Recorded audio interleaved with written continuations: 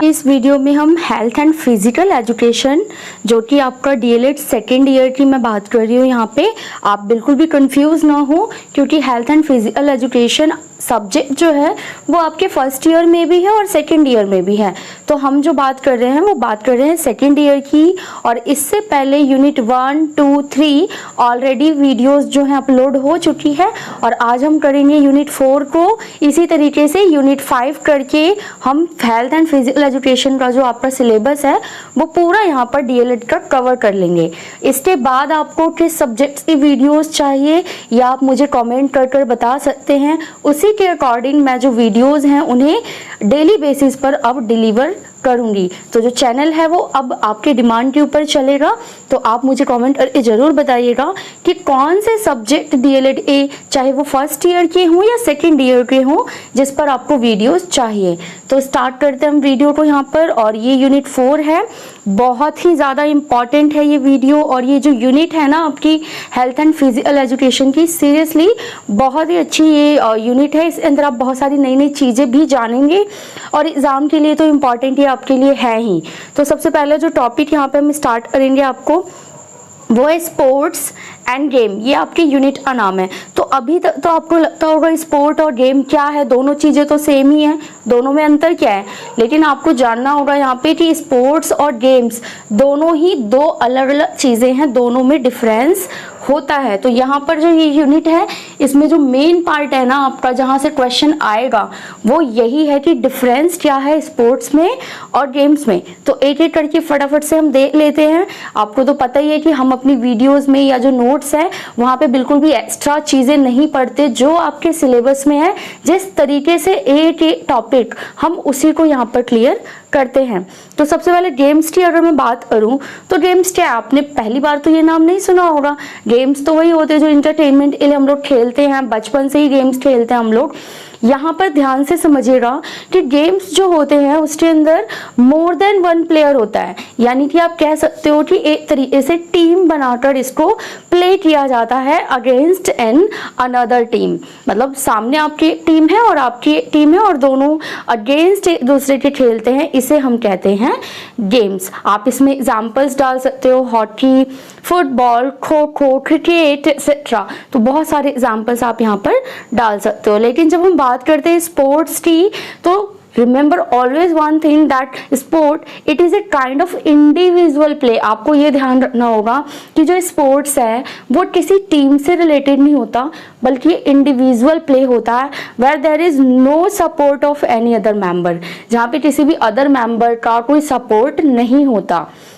जैसे कि अगर एग्जाम्पल मैं आपको दूं, स्विमिंग हो गया, रनिंग हो गया, आर्चरी हो गया, इस तरीके की जो गेम्स होती हैं, जो स्पोर्ट्स होते हैं, बेसिकली गेम्स तो मत बोलो इसको स्पोर्ट्स बोलेंगे, क्योंकि यहाँ पर इंडिविजुअल पर्सन जो होता है इसको खेलता है। अब बहुत ही क्लियर और कट तरीके से हम बात करेंगे differences between games and sports आपका।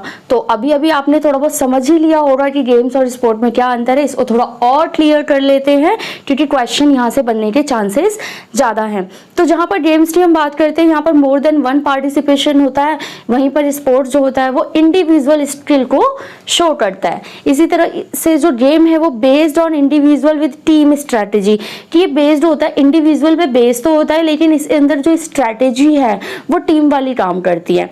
वहीं पर जो स्पोर्ट्स है वो क्या करता है, शोज इंडिविजुअल परफॉर्मेंस, किसी एक बच्चे की या किसी भी एक प्लेयर की जो परफॉर्मेंस है उसको शो करता है।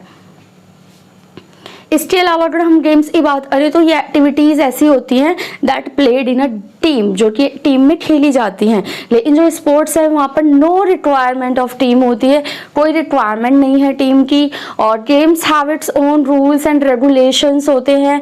और जो आपकी स्पोर्ट्स है उसमें एक्टिविटीज जो होती है वो प्रैक्टिस की जाती है बाय अ इंडिविजुअल पर्सन, ठीक है। और गेम्स जो है वो collection of responsibility of team होता है, मतलब पूरी टीम की यहाँ पर रिस्पॉन्सिबिलिटीज होती है। लेकिन जो स्पोर्ट्स है वो बेस्ड ऑन बॉडी स्टेमिना, वो किसी एक ही एथलीट का जो पूरा बॉडी स्टेमिना है उसके ऊपर बेस्ड होता है। चलिए नेक्स्ट टॉपिक, बिल्कुल आपके सिलेबस के अकॉर्डिंग जा रहे हैं हम। और नेक्स्ट टॉपिक आपका कहता है कि सिग्निफिकेंस ऑफ स्पोर्ट और game at primary level. Primary level पर सिग्निफिकेंस क्या है स्पोर्ट्स का और गेम्स का, आप दोनों को ही लेके चलिए। अब आपको डिफरेंस करने की ज़रूरत नहीं है, आपको ये मान के चलना है कि sports and games both are physical activities. तो इनके क्या सिग्निफिकेंस होंगे, प्राइमरी लेवल पर बच्चों को क्यों सिखाया जाना चाहिए, ये चीज़ें क्यों ऐड ऑन होनी चाहिए करिकुलम के अंदर। तो फर्स्ट ऑफ ऑल ये क्या करता है, हेल्प्स इन फिजिकल डेवलपमेंट। बच्चे का फिजिकली श्योरिटी से ही कहा जा सकता है कि फिजिकल डेवलपमेंट होता है बच्चे का फॉर श्योरली। और helps in social development, social development भी होता है, मेंटल डेवलपमेंट होता है, मोरल डेवलपमेंट होता है, क्योंकि बच्चे इसके अंदर रूल्स, डिसिप्लिन, ये सारी चीज़ें सीखते हैं। और improve discipline among students, student के बीच में डिसिप्लिन को भी इम्प्रूव ये करता है। आपको ध्यान रखना होगा कि मैं सिर्फ आपको पॉइंट्स बता रही हूँ, आपको एग्जाम में सिर्फ पॉइंट नहीं लिखने हैं बल्कि इन पॉइंट्स को लिखकर एक्सप्लेनेशन भी आपको। तो नेक्स्ट जो आपका टॉपिक है वो है इंट्राम्यूरल एक्टिविटीज़ या कॉम्पिटिशन्स की अगर हम बात करें तो कॉम्पिटिशन जो स्कूल लेवल पर कराए जाते हैं वो दो टाइप के होते हैं, या तो इंट्राम्यूरल होते हैं या फिर एक्स्ट्राम्यूरल होते हैं। तो दोनों ही तरह के कॉम्पिटिशन थ्रू यहाँ पर हम डीपली समझेंगे। सबसे पहले बात करते हैं इंट्राम्यूरल कॉम्पिटिशन्स की। तो ये जो वर्ड है ना इंट्राम्यूरल, पहले इसको समझो कि ये क्या है। This word is derive from Latin word where intra means within and muralis means wall. आपको यहाँ पे थोड़ा सा करेक्शन करना होगा, ये जो म्यूरलिस का मतलब है यहाँ पर ये वॉल है, इट मीन्स कि विद इन अ वॉल यानी दीवार के अंदर। अब इससे आपको थोड़ा बहुत समझ में आ रहा होगा कि ये ऐसी एक्टिविटीज होती हैं, those activities which are performed within the wall और within campus area. It means कि जो स्कूल के अंदर या वॉल्स के अंदर, यहाँ पे वॉल्स का मतलब है जो भी आपका इंस्टीट्यूट है, कैंपस एरिया है, उसके अंदर जो एक्टिविटीज या कॉम्पिटिशन्स कराए जाते हैं वो आपके इंट्राम्यूरल एक्टिविटीज या कॉम्पिटिशन्स होते हैं। अब हम बात करेंगे सिग्निफिकेंस ई कि ये जो इंट्राम्यूरल एक्टिविटीज हैं, कॉम्पिटिशन्स हैं, इनकी क्या सिग्निफिकेंस है, क्या ऑब्जेक्टिव्स हैं, इनसे क्या फायदा होता है, क्यों कराए जाते हैं। तो फर्स्ट ऑफ ऑल ये क्या करते हैं, to provide opportunity for every student to participate in games and sports. सबसे पहले तो ये क्या करता है, अपॉर्चुनिटी देता है हर एक स्टूडेंट को कि वो पार्टिसिपेट कर सके किसमें, स्पोर्ट और गेम्स में।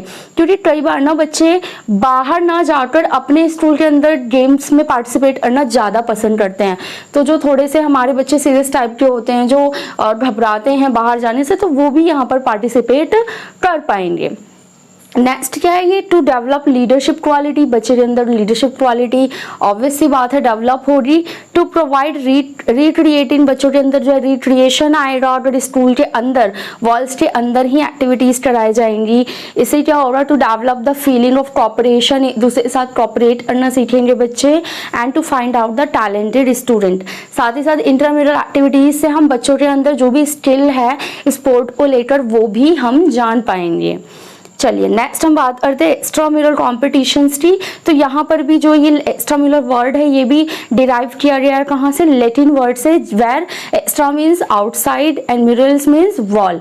It means the activities which are performed outside the wall of the institute और the school are known as extramural activities. तो जो भी स्कूल से बाहर दूसरे स्कूल के साथ आपकी एक्टिविटी कराई जाती है, किसी बड़े स्टेडियम में कराई जाती है, उसको हम एक्स्ट्राम्यूरल एक्टिविटीज या फिर कॉम्पिटिशन बोलते हैं। अब बात करते हैं इसके सिग्निफिकेंस की।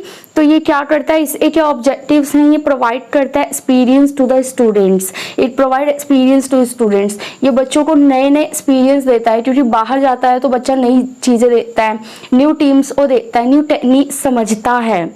To improve the standard of sport, जो स्पोर्ट के स्टैंडर्ड है अगर उसको बढ़ाना है तो सिर्फ स्कूल के अंदर कंपटीशन कराने से तो कुछ नहीं होगा। इट मीन्स कि आपको इसको बड़े लेवल पर लेकर जाना होगा।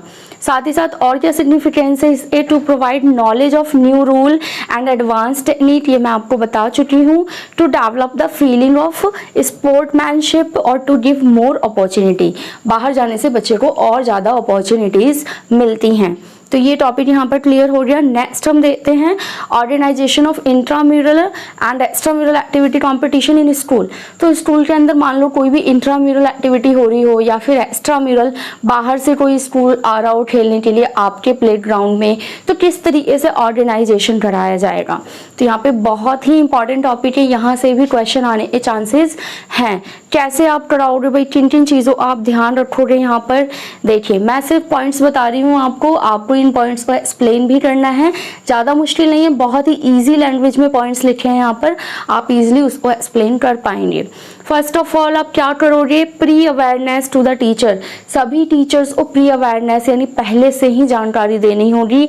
According to the students interest और एबिलिटी, जो भी कॉम्पिटिशन या स्पोर्ट्स आप इंक्लूड कर रहे हो वो बिल्कुल बेस्ड होनी चाहिए कि इसमें बच्चे के रुचि के अनुसार, आप कह सकते हो बच्चों को क्या पसंद है, उनका इंटरेस्ट और एबिलिटी क्या है। और क्या ध्यान रखना है, टेक सपोर्ट फ्रॉम कम्युनिटी। अगर आप कम्युनिटी से भी सपोर्ट लेना चाहते हो तो ले सकते हो। कोई बड़ा सा प्लेग्राउंड जो है आप उसे यूज कर सकते हो। अरेंजमेंट ऑफ इकोनॉमिक रिसोर्सेज, आपको पहले से ही इकोनॉमिक रिसोर्सेज और अरेंजमेंट करना होगा कि आपको किस एनजीओ से या किस ऑर्गेनाइजेशन से कितना पैसा मिल सकता है, ताकि आप बेटर से बेटर जो ऑर्गेनाइजेशन है वो कर सको। इसके अलावा आपको सम कमिटीज़, बहुत सारी कमिटीज़ बनानी होगी जो कि आपके ऑर्गेनाइजेशन में हेल्प करेगी, जैसे कि वेलकम कमेटी, जिनका काम होगा जितने भी बाहर से टीम आएंगे या गेस्ट आएंगे उनका वेलकम करना। एडवर्टीजमेंट कमेटी, ये कमेटी के मेंबर्स क्या करेंगे, एडवर्टीजमेंट करेंगे, जो भी पोस्टर है ऑनलाइन हुआ या फिर आपका ऑफलाइन किसी भी तरीके से, वो सारे में फैलाएंगे इस जानकारी को। और रजिस्ट्रेशन कमेटी बना सकते हो जो रजिस्टर करेगा कि कौन कौन सी टीम या कौन सा स्कूल पार्टिसिपेट कर रहा है, तो इस तरीके की कमिटीज़ भी आप बना सकते हो। इस तरह से आप इंट्राम्यूरल या एक्स्ट्राम्यूरल किसी भी तरह के कॉम्पिटिशन का ऑर्गेनाइजेशन कर सकते हो। नेक्स्ट है fixture and tournament. What are these two terms in the term of sports और गेम्स यू कैन से। तो यहाँ पर फिक्सचर हम पहले समझेंगे और उसके बाद देखते हैं टूर्नामेंट क्या है, दोनों ही चीज़ों को समझना है।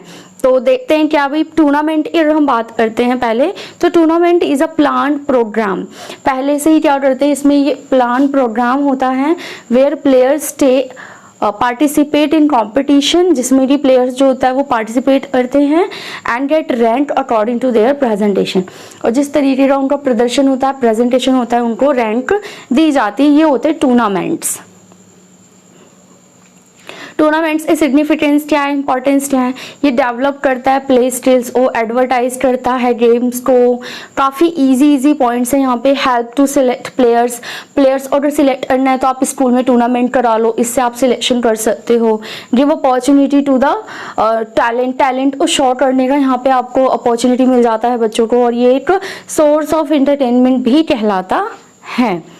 यहाँ पे हम बात करें जो टूर्नामेंट है उसमें किस तरीके से आप सिंगल नॉकआउट जो चीज़ है वो कर सकते हो। ये आपके सिलेबस में दिया हुआ है सिंगल नॉकआउट। तो इसमें क्या होता है कि इफ़ अ प्लेयर और अ टीम, कोई भी प्लेयर या टीम जो है अगर वो लूज करती है कॉम्पिटिशन को, तो at the time they disqualify the competition, तो उसी टाइम ऑन द स्पॉट उस टीम को या उस प्लेयर को डिस्क्वालीफाई कर दिया जाता है। इसे कहते हैं सिंगल नॉकआउट, क्योंकि यहाँ पर एक ही टीम या फिर प्लेयर जो है वो डिस्क्वालीफाई हुआ है। अब हम बात करते हैं प्रिपेयर द फिक्सचर। तो काफ़ी ज़्यादा इंपॉर्टेंट है यहाँ पर कि फिक्सचर को कैसे तैयार किया जाता है, कैसे हम ये डिसाइड करते हैं कि कितने टीम मेंबर होंगे और कितनी टीम्स होंगी और कितने उसी के अकॉर्डिंग जो गेम्स हैं वो कराए जाएंगे, कितने राउंड्स यहाँ पर तैयार किए जाएंगे।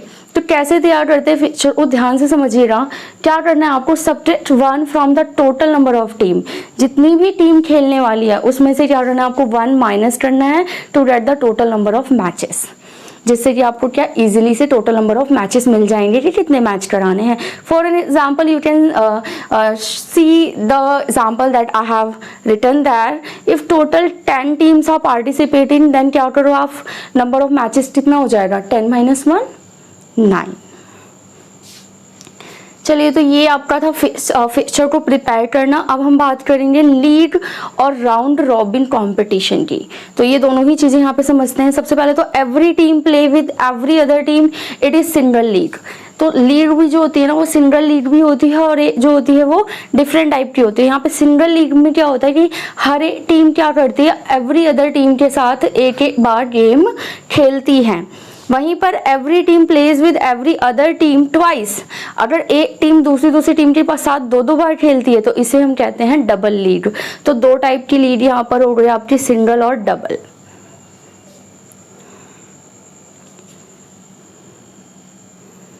नेक्स्ट हम देखते हैं यहाँ पर calculate the number of matches. तो यहाँ पर आप नंबर ऑफ मैचेस कैसे डिसाइड करोगे, कैसे कैलकुलेट करोगे?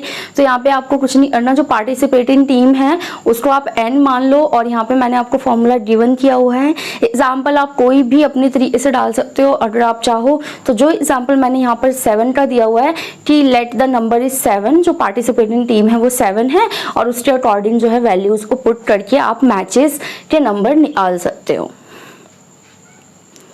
चलिए नेक्स्ट जो है वो है आपका एथलेटिक्स। एथलेटिक्स क्या होता है? ये है, ये जो वर्ड है derive from Greek word, Greek से लिया गया है, जिसमें जो एथलीन वर्ड था, एथलॉन था, और इसका मतलब होता है कंपटीशन या फिर कॉन्टेस्ट करना। और एथलीट जो होता है ना, उसका मतलब होता है the person who is participating. जो भी पर्सन पार्टिसिपेट कर रहा है वो एथलीट होता है, ठीक है। तो एथलेटिक्स क्या हुआ? कोई कॉन्टेस्ट हुआ जिसमें वो एथलीट जो है वो पार्टिसिपेट करेगा। Athletics a variety of competition in running, walking, jumping, throwing event. इसके अंदर बहुत सारे इवेंट हो सकते हैं जो भी मैंने अभी आपको ऊपर बताया। It is also known as track and field और ट्रैक एंड फील्ड एथलेटिक्स, ये भी आप यहाँ पर बोल सकते हो इसको। इसके साथ ही athletics was the original event at the first Olympic in 776 BC, जिसमें कि फुट रेस कराया गया था। पैरों से ही लोगों ने जो है भाग कर, या जो दौड़ने वाली रेस होती है वो कराई गई थी सबसे पहले। आप देख रहे हो टाइम पीरियड 776 BC की बात हो रही है। सिग्निफिकेंस क्या है एथलेटिक्स? क्यों हम ऐसे जो कॉन्टेस्ट है वो कराते हैं? ताकि डेवलप हो सके फिजिकल स्किल, ट्रेनिंग डेवलप हो सके, कॉन्फिडेंस डेवलप हो। ये सोर्स ऑफ इंटरटेनमेंट भी है और ये अपॉर्चुनिटी देता है ताकि आप अपना टैलेंट शो कर सको। चलिए नेक्स्ट हम बात करेंगे यहाँ पर रूल्स की, और आपके सिलेबस में भी सिर्फ रूल्स ही पूछा गया है जितने भी यहाँ पर गेम्स दिए गए हैं। जैसे कि पहला जो यहाँ पे स्पोर्ट है वो है jumping competition.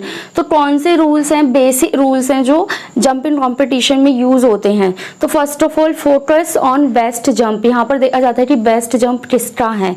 Second chance if someone stop before jump place, अगर जंप प्लेस से पहले ही कोई बच्चा रुक गया है या जो प्लेयर है वो रुक गया है तो उसे सेकंड चांस दिया जाता है। यूज सीरियस ड्रॉ किए जाते हैं कि किसको पहले जाना है किसको बाद में। यहाँ पे 6 चांसेस दिए जाते हैं। If team are less than 8, अगर 8 से कम टीम है तो 6 चांसेस, और अगर 8 से ज़्यादा है तो 3 चांसेस। तो ये बेसिक रूल्स हैं जंपिंग कॉम्पिटिशन्स के। नेक्स्ट है थ्रोविंग इवेंट। तो थ्रोविंग इवेंट में कौन से बेसिक रूल होते हैं वो देख लेते हैं, और आपके सिलेबस में भी सिर्फ रूल पूछा गया है इसी के। थ्रोविंग इवेंट हो गया और जो मैंने आपको जंपिंग इवेंट बताया उसके बारे में।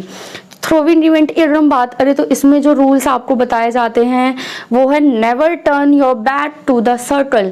जहाँ से भी आपने थ्रो किया है आपको दोबारा से वहाँ पे पीछे मुड़ के नहीं देखना होता। Throw the sphere from inside the circle, आपको जो भी थ्रो करने के लिए दिया जा रहा है वो आप अपने सर्कल के अंदर रहकर ही थ्रो करोगे। No tapes should be stick on hand, आपके हाथ पे किसी तरीके की भी टेप नहीं होनी चाहिए।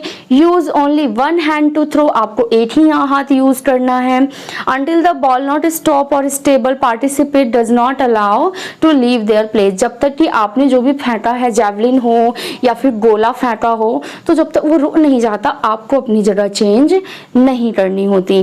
तो ये था आपका यूनिट 4, काफ़ी इंटरेस्टिंग था। स्पोर्ट्स से जिन भी बच्चों का थोड़ा भी स्पोर्ट्स में इंटरेस्ट है उनको तो ये बहुत ही अच्छा यूनिट लगा होगा, और यहाँ से बहुत सारे क्वेश्चन भी आपको पेपर में देखने के लिए मिलेंगे। तो अब हम मिलेंगे आपसे नेक्स्ट वीडियो में। आप ज़रूर बताइएगा कि किस सब्जेक्ट की वीडियो आपको चाहिए।